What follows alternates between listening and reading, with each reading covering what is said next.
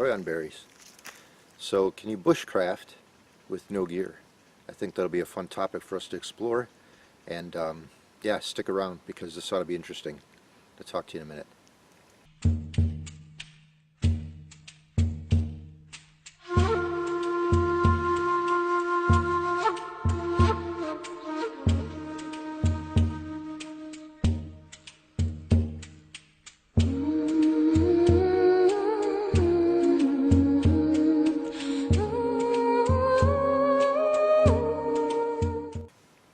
Hey guys, so I think this is going to be a really interesting topic. I'm really curious to see, hang out, listen to this, and curious to see what you guys think. Because so I was in a conversation, or privy to a conversation, not too long ago, and I forget what the whole thing started with, but somebody made the comment, and this was online.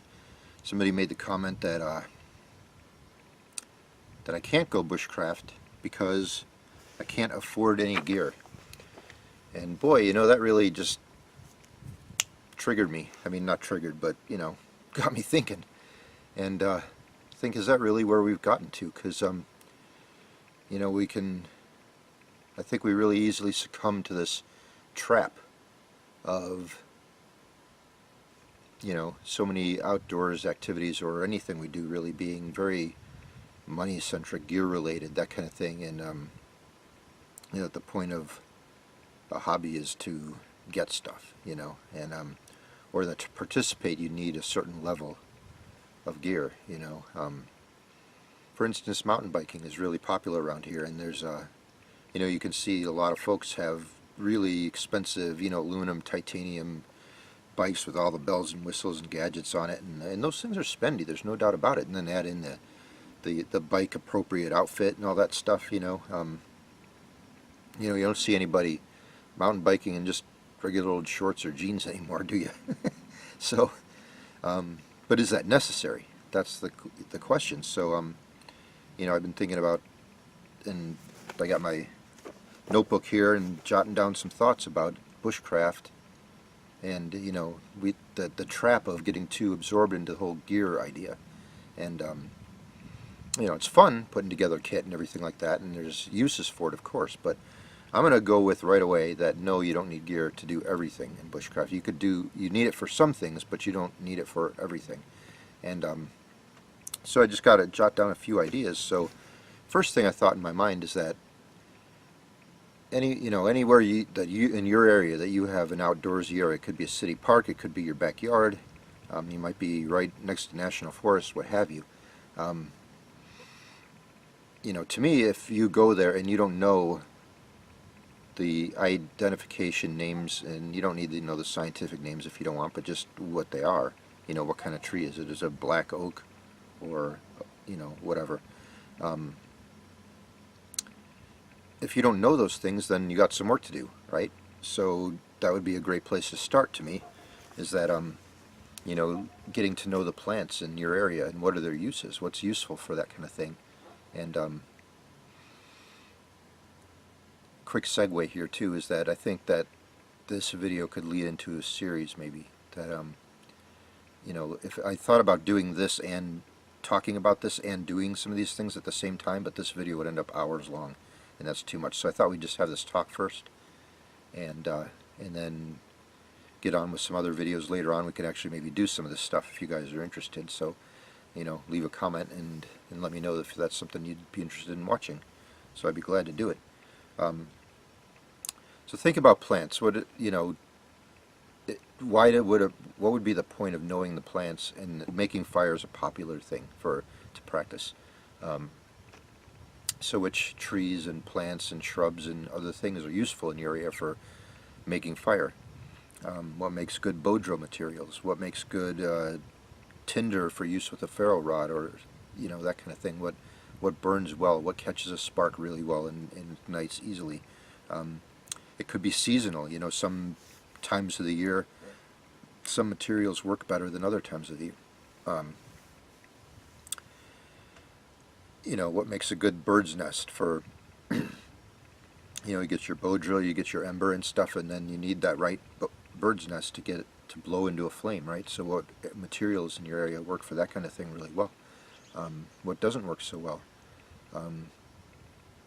What kind of woods make the bow drill work better? Is your hearth board and your spindle going to be the same wood?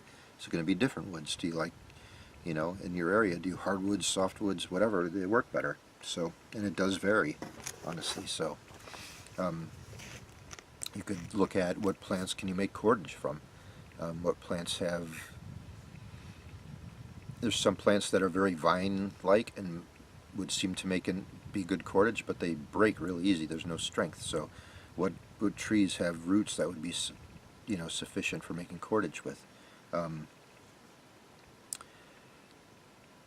What materials in your area are good for making primitive tools? What woods are strong enough for making primitive tools? What rocks? Do you have flint in your area? Do you have obsidian in your area? And learn to identify those things, and then also maybe learn to make some tools. You working with flint and that kind of thing. You really just need your material, and then a rock for striking, and then another. You could use an antler for pressure flaking. You can take a little piece of wood and stick some copper, like a piece of thick copper wire in there, and round it off a little bit and use that for pressure flaking. That's what I use most of the time, or a piece of antler. And so there's really no investment there to learn those skills. So practice, so flint knapping is a good one. And other things that people might have done. If you do have access to antler and things like that, bone and everything, and some of these shapeable materials, like a bone drill or making an awl, for stitching and things like that out of those things. Back to plants, medicinal plants, wild edibles. What things in your area are good for medicine and for what uses? What are good wild edibles? Those are good to know for survival strategies. All of these things are.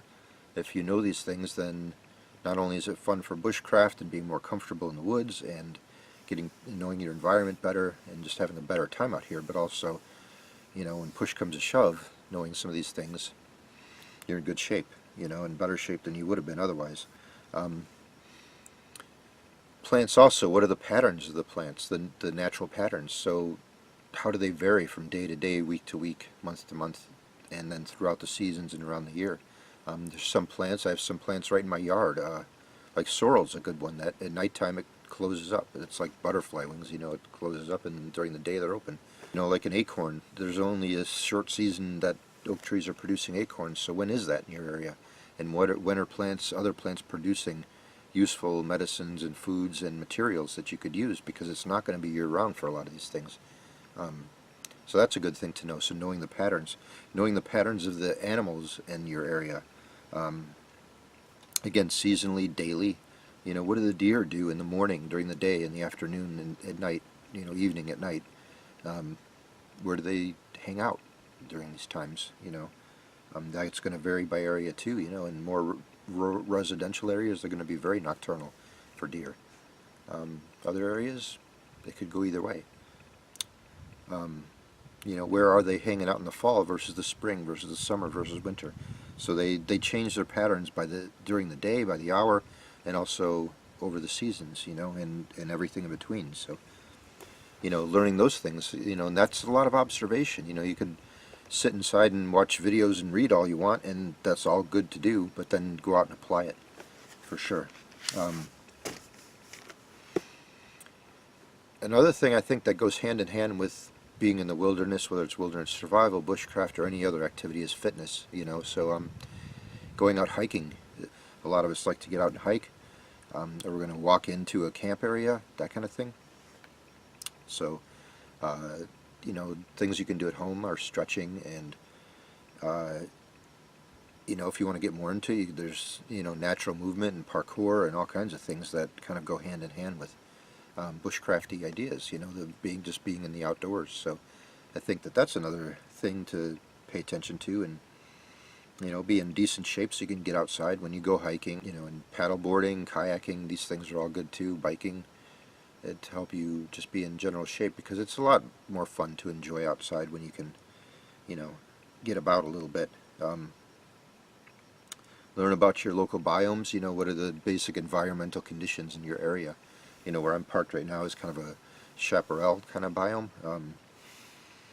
In the summertime, the trees are alive, but a lot of the green stuff is dried up, which is different than where I grew up in Illinois, where, in the Midwest, everything is green during the summer. In California, not so much.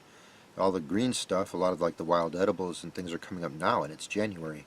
So my yard is full of stuff right now that I can just go out and harvest. I can make salads and stuff out of there every day, and it's January, so it's kind of backwards here. So get to know your area.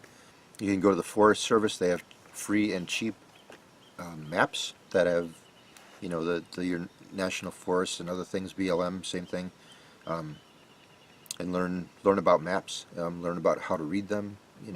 Learn about latitude and longitude and how all that works out on a grid. There's specific patterns and systems that they use on these navigation maps and things that are good to know.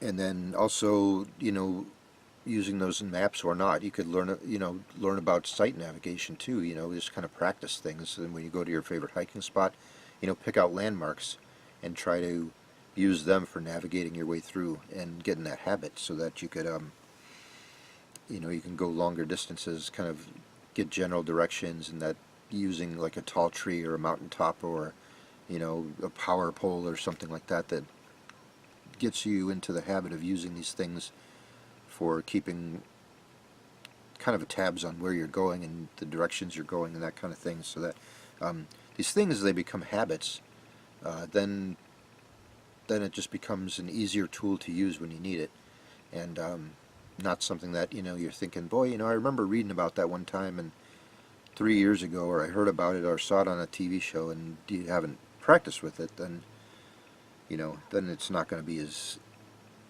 natural for you when it comes time to really need it. Tracking, get out and recognizing animal sign, animal scat, animal prints, that kind of thing. And with all these things, tracking and plant ID and that kind of thing, I found the internet actually to be a great source. So, for instance, I know on Facebook there's a couple of plant ID discussion groups, and so you can take pictures of the plants that you're not sure about, and get some good pictures, from different angles, that get close-ups of the leaves and the stems and what have you, whatever the features of that plant are that are unique, and then you could post them on these plant ID groups, and generally I found the answers to be pretty good, but again, you're going to have to go back and double check, so take those answers can kind of, sometimes they'll either be right on and you'll verify that, or they might get you in a direction that's going to lead you to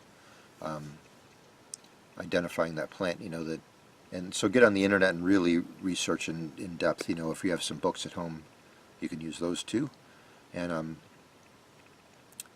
and also, make sure you search for lookalikes, that kind of thing. That kind of stuff generally pops up pretty quick too. But there's so many tools. Chances are you have a cell phone, and I would say that some of these things, tracking plant ID, usefulness of different materials in the wood with their plants, and flint and things like this, that I would even argue that some of these are the most essential bushcraft skills. That you can sit and whittle with a knife all day, but that's a great skill to have. I'm not putting it down. Got to do it. But at the same time, knowing your environment and knowing all the things that happen in that environment are going to be more helpful in the long run. Like, those are the crucial skills. You think about our ancestors, and they didn't have hardly any of the tools that we have now. They had rocks and sticks to work with, and but yet they thrived. And I would bet that they would say that knowing the environment was the biggest key to their success. So I think that you can get good at a lot of this stuff and actually pass up a lot of your peers and colleagues, and just by taking the time to put away the gear for a while and get out there and really not be distracted, be focused on the environment and the things that matter in that environment. And yeah, I think it'll put you a leg up actually on some folks. So anyway, I think I'll wrap it up there, and yeah, comment below, guys, and let me know kind of what you think. I think it's a really interesting topic, and that for some reason that question that person had, or that statement that person made, you know, that I can't bushcraft because I can't afford the gear is, you know, certainly the gear enhances it, and there's other aspects of things, you know, other skills utilizing that gear that we need to know. But I think, again, that we sometimes get too wrapped up in that. I guess that's all. So thanks for watching. Thanks for sticking with me through this whole thing. And I'm really curious to hear what you have to say and what you think about it. And yeah, I'll catch up with you next time. Thanks, guys. Talk to you soon. Bye.